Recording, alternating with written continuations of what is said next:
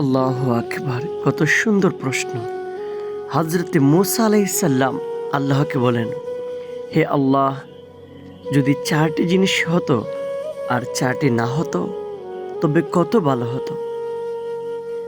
যদি জীবন হতো, মৃত্যু না হতো, যদি জান্নাত হতো, জাহান্নাম না হতো, যদি সবাই ধনী হতো, গরিব না থাকতো, যদি সুস্থতা হতো, অসুস্থতা না থাকতো। গায়েব থেকে আমার আল্লাহ পাক বলেন, হে মূসা, যদি মৃত্যু না হতো তবে বান্দার সাথে আমার সাক্ষাৎ হতো না।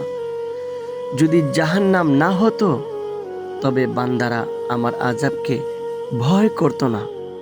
যদি গরিব না থাকতো তবে ধনী বান্দারা আমার শুকরিয়া আদায় করতো না।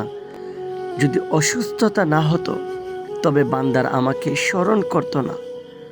আল্লাহু আকবার, আল্লাহু আকবার।